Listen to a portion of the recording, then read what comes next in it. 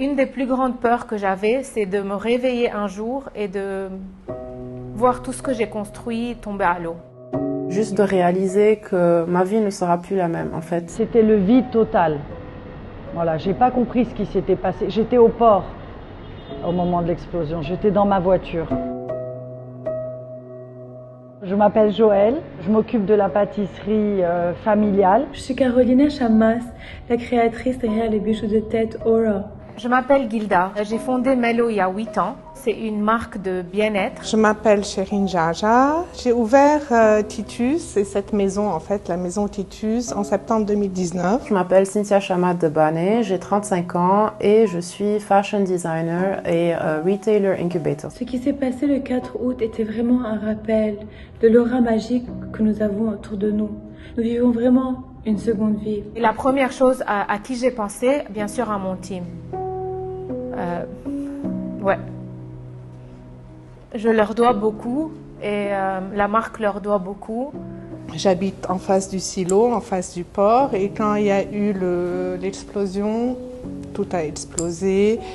Mais heureusement, on est là. On est encore là, on reste là. On a accusé le coup et à partir du lendemain, c'était qu'est-ce qu'on fait maintenant? Qu'est-ce qu'il faut faire? Il faut rester là, on doit ouvrir. On a accroché le drapeau libanais sur la devanture de la boutique. On a remplacé les vitres par des bâches et on a ouvert la boutique dès le lendemain.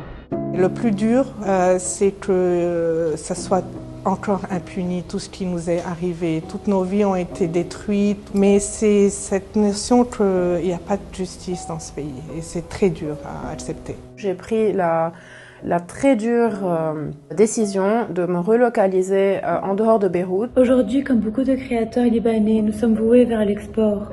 Nous regardons vers l'extérieur pour vendre notre produit à cause de la situation économique et financière du pays. Par contre, notre production restera toujours au Liban. Elle est au cœur de notre marque.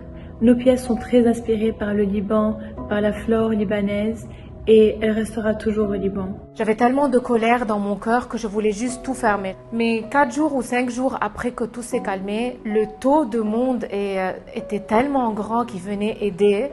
Et je voulais pas punir Beyrouth. Ça, c'était une des raisons de décider de rester là. Le programme Dare Women, déjà, le fait d'avoir été choisi pour faire partie de ces 5 entrepreneurs femmes était comme une opportunité pour nous de rebondir dans ces moments difficiles en tant que femmes. Quand on s'est mise en réunion et que nos coachs à Dare Women nous ont demandé comment vous allez et que tout le monde était en larmes, là j'ai réalisé qu'en fait je suis pas seule, je suis pas stupide si j'arrive pas à gérer. Ce coaching à Dare Women m'a enlevé de mon brouillard dans la tête. Le fait de voir, d'entendre les problèmes des autres, ça m'a fait réfléchir à mes problèmes et surtout ça m'a enlevé de ma solitude. Et le fait de réfléchir avec les autres à leurs problématiques, à leurs problèmes, à leurs challenges, d'essayer de trouver des solutions collectives, communes, ça m'a beaucoup aidée. Je suis très reconnaissante à mon équipe de Dare Women